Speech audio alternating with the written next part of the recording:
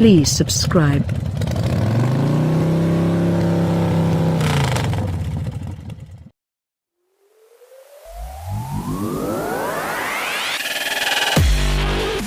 Nissan's Leaf appeared for 2011 looking fairly dorky and, by the EPA's reckoning, capable of traveling just 73 miles due to its 24.0 kilowatt-hour battery.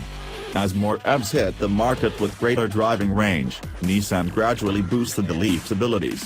Range was first increased to 75 miles for 2013, then to 84 miles for 2016. An optional 30.0 kilowatt-hour battery also came online for 2016 that further upped the Leaf's range to 107 miles. This year, Nissan has redesigned the Leaf inside and out, added more power, and, critically, increased the battery size to 40.0 kilowatt-hours on every model. Miles and money. Driving range is up big time. The 2018 Leaf is expected to deliver an EPA-rated range of 150 miles per charge. Nissan says that lands the Leaf in a sweet spot between so-called compliance EVs, low-cost electrics with relatively limited range that manufacturers produce to meet certain regulations, and Chevrolet's Bolt EV and Tesla's Model 3, both of which offer greater than 200 miles of range but at a higher cost.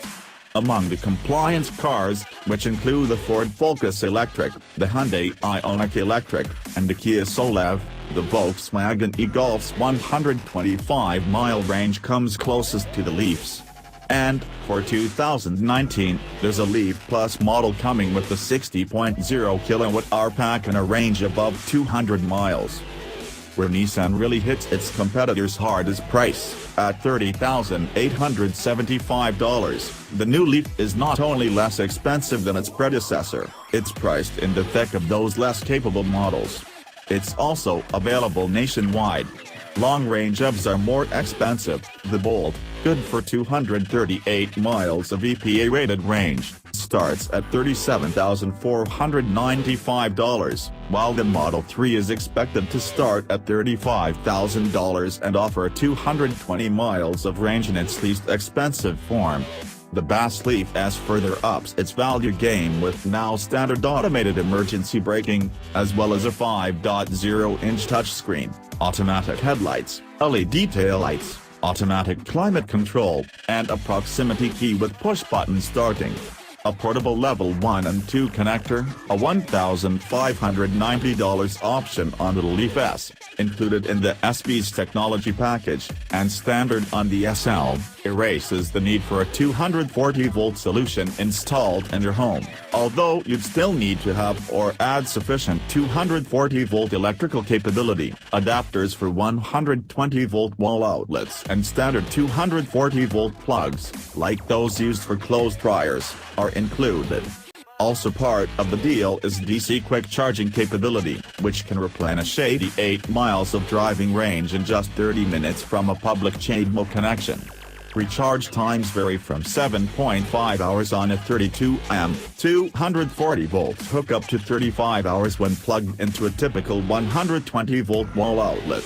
Every Leaf is recharged via a port hidden just above the Nissan badge in its nose. The mid-level SV retails for $33,375 and replaces the S's 5.0-inch touchscreen with the 7.0-inch version with navigation, Android Auto, and Apple CarPlay. It also adds piano black interior trim, a leather-wrapped steering wheel, and 17-inch aluminum wheels.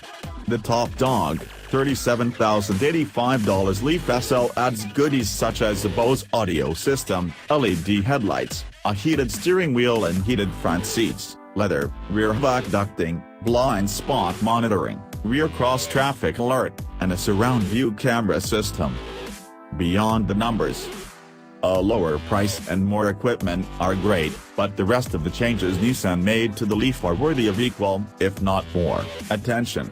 The compact electric hatchback is better than the original in every way, despite reusing its predecessor's platform. The battery's greater capacity is extracted from more energy-dense cells that fit in the same underfloor volume as the previous generation Leaf's 30.0 kilowatt-hour pack, preserving interior space. crash test requirements that didn't exist when the first Leaf went on sale 7 years ago dictated some high-strength steel be blended into the front structure. Those and other stiffening measures increase the Leaf's actual and perceived solidity. And the new bodywork abandons the old Leaf's amorphous blob look for a more mature, mainstream appearance with blacked-out C-pillars and a floating roof design. Better still, suspension updates aimed at managing the 2018 Leaf's mild weight gain over the 2017 model have removed most of the flop and roll from the old model's soggy handling. The Leaf is now composed when driven spiritedly and exhibits little body roll, thanks in part to 10% stiffer anti-roll bars. The steering is much improved, too, with a quicker ratio, good response, and a more satisfying heft than before. The car is also more refined than before, with the suspension absorbing impacts with less noise. As in other EVs, the lack of internal combustion engine white noise heightens occupants' awareness of road and tire sounds. To our ears the new Leaf is quieter, although the door mirrors generate a fair amount of wind whoosh at highway speeds. Getting the new Leaf up to those speeds is a notably quicker affair thanks to its updated electric motor. The otherwise carryover motor gains a new inverter, bringing increases of 40 horsepower and 49 pounds-to-foot of torque, for new totals of 147 and 236.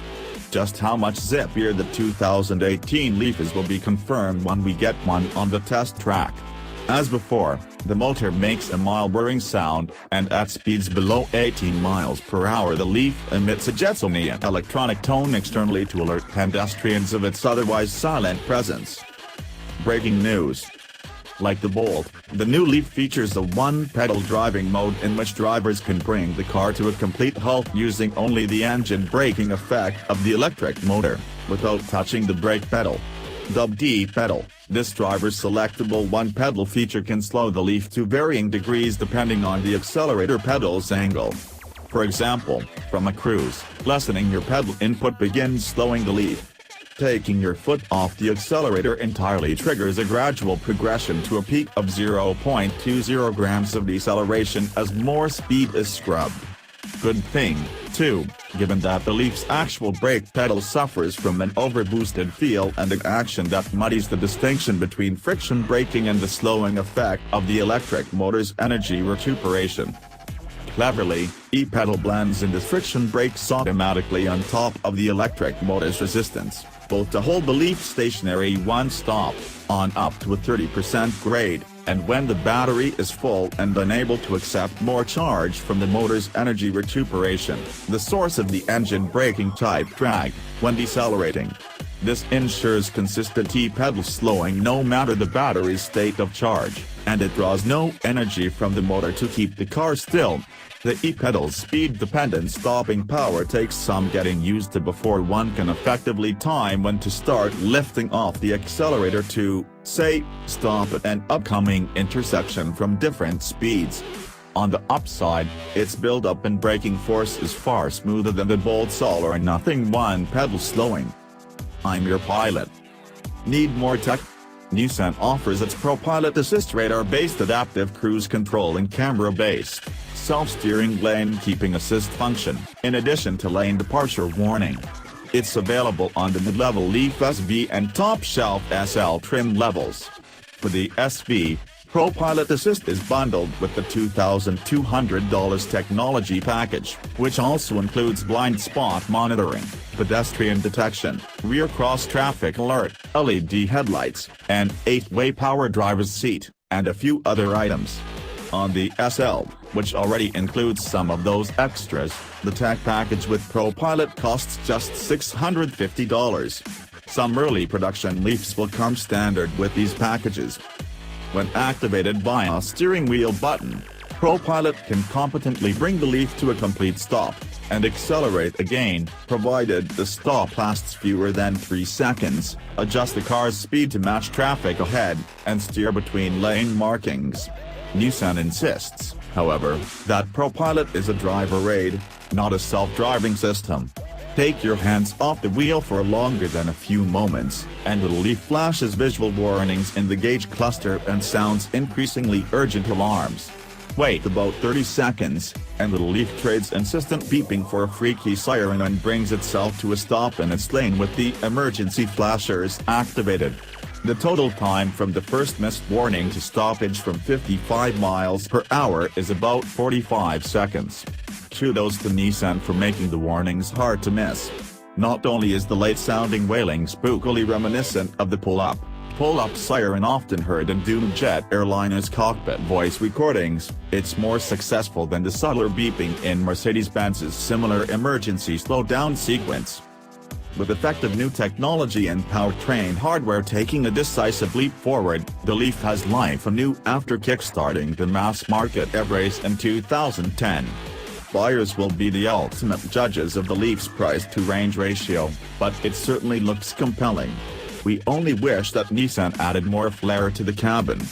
The interior's hard plastics and cheap-feeling, mismatched switchgear seemingly culled from several different cars are obvious sacrifices, with resources diverted to the Leaf's excellent battery and chassis hardware. Heck, the steering column is adjustable only for tilt, the telescoping function having been cost-cut from the previous generation Leaf midway through its life cycle. The Leaf deserves better, not least because taller drivers are forced into a less-than-ideal hunch to grasp the steering wheel.